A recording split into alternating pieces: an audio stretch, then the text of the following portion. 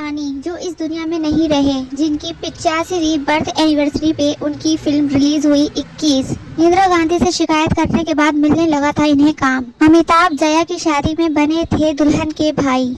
असरानी जिनका जन्म 1 जनवरी 1941 को राजस्थान के जयपुर में एक सिंधी परिवार में हुआ था। असरानी एक ऐसे एक्टर थे जिनका नाम आते ही चेहरे पे मुस्कान आ जाती है। शोले के जेलर हो, चुपके चुपके के धीरेन्द्र बोस या फिर धमाल और खट्टा मीठा जैसी फिल्मों में उनका किरदार आज भी लोगों को याद है। जयपुर में एक नॉन फिल्मी परिवार में जन्मे असरानी ने मुंबई आकर फिल्मों से अपनी अलग पहचान बनाई। ये रास्ता आसान नहीं था, हालांकि संघर्ष, ट्रेनिंग और लगातार मेहनत के दम पे उन्होंने हिंदी सिनेमा में अपनी अलग छाप छोड़ी। असरानी का असली नाम गोवर्धन असरानी था। उनके पिता की जयपुर में कारपेट की दुकान थी। परिवार चाहता था कि असरानी आगे चलकर यही कारोबार संभाले, लेकिन उनका मन फिल्मों और एक्टिंग में लगता था। असरानी ने जयपुर के कॉलेज से ग्रेजुएशन किया। पढ़ाई के दौरान खर्च चलाने के लिए उन्होंने ऑल इंडिया रेडियो पे वॉइस आर्टिस्ट के तौर पर काम किया। कॉलेज टाइम में उनकी तस्वीरें कॉलेज मैगजीन में छप जाया करती थी। वो कॉलेज के स्टेज प्ले और रेडियो में बच्चों के प्रोग्राम करते थे। असरानी को पड़ोसी कहते थे कि लड़का अच्छा एक्टर है। रिश्तेदारों की तारीफ भी लगातार मिल रही थी। लोग कहते थे कि ये लड़का कुछ कर जाएगा।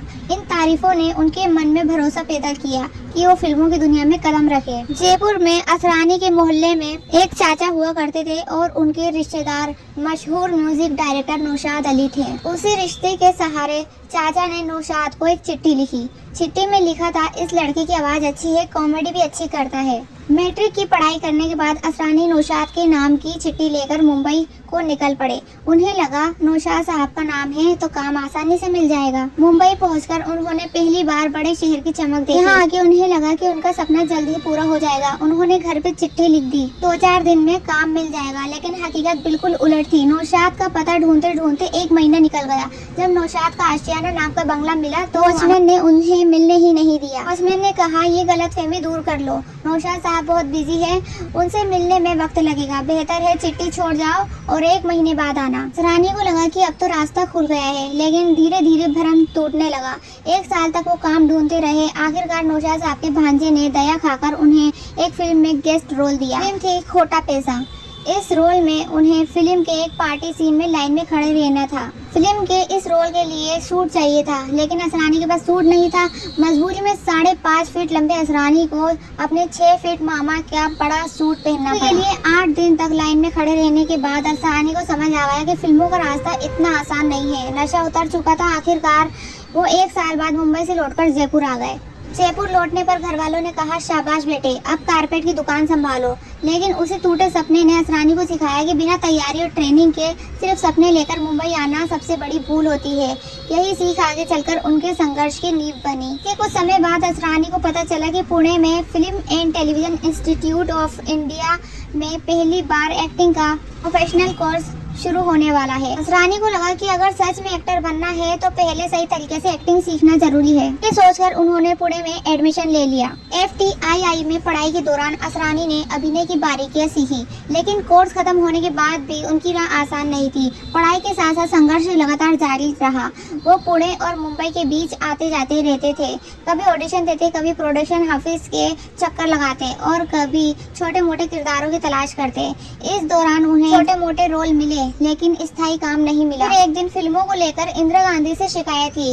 एक दिन इंदिरा गांधी पुणे आई थी। उस वक्त वो सूचना और प्रसारण मंत्री थी। असरानी और उनके साथियों ने उनसे शिकायत की और कहा कि सर्टिफिकेट होने के बावजूद उन्हें कोई काम नहीं देता। इंदिरा गांधी ने बात गौर से सुनी। बाद में मुंबई आकर इंदिरा गांधी ने प्रोड्यूसर से कहा कि FTII के ट्रेंड कलाकारों को मौका दिया जाए।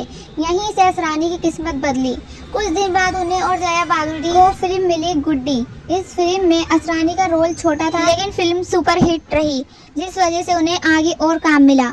1971 में आई ऋषिकेश मुखर्जी की फिल्म गुड्डी में असरानी ने कुंदन नाम के एक स्ट्रगलर एक्टर का रोल निभाया था। शोले असरानी की सबसे चर्चित फिल्मों में एक रही। असरानी ने अपने करियर में 300 से ज्यादा फिल्मों में काम किया। इनमें फिल्म शोले उनकी सबसे चर्चित फिल्मों में से एक रही, जिसमें उन्होंने अंग्रेजों के जमाने के जेलर का किरदार निभाया था। सलीम जावेद ने उन्हें वर्ल्ड वॉर सेकेंड की एक किताब दी, जिसमें हिटलर के 12-13 पोज थे।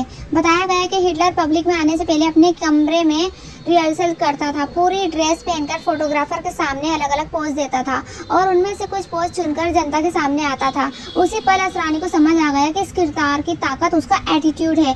जब ये आदमी बोलता है तो सामने वाले को भड़का देता है। रोल की तैयारी के लिए असरानी ने हिटलर पर बनी कुछ फिल्में भी देखी, जिसमें चार्ली चैपलिन की द ग्रेट डिक्टेटर भी शामिल थी। असरानी ने ये भी बताया कि इतनी मेहनत करने के बावजूद भी फिल्म की लंबाई को देखते हुए उनके कुछ सीन काट दिए गए थे। मुंबई के 70 mm प्रिंट में उनका सीन मौजूद है, जबकि दूसरे प्रिंट में नहीं। मंगेश देसाई ने इसे फिल्म का अहम हिस्सा बताया और चेतावनी दी कि इसे काटने की गलती मत करना। फिर नागपुर में एक जर्नलिस्ट की पहल पर आखिरकार उनका सीन दोबारा जोड़ा गया और ये किरदार हिंदी सिनेमा के सबसे यादगार रोल्स में शामिल हो गया, जो कि अंग्रेजों के जमाने के जेलर का था। रानी और जया बच्चन ने कई फिल्मों में साथ काम किया, लेकिन उनका रिश्ता सिर्फ सह कलाकारों तक सीमित नहीं था।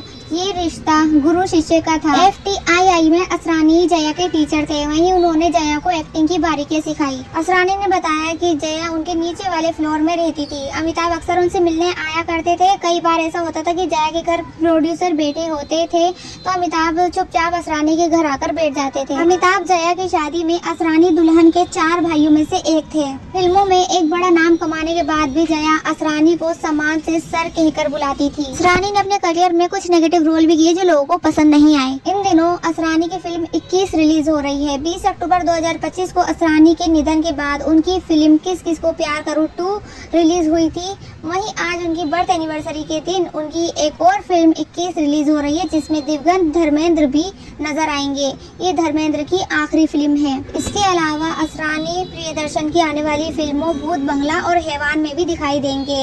इन फिल्मों के 2026 में रिलीज होने की उम्मीद है।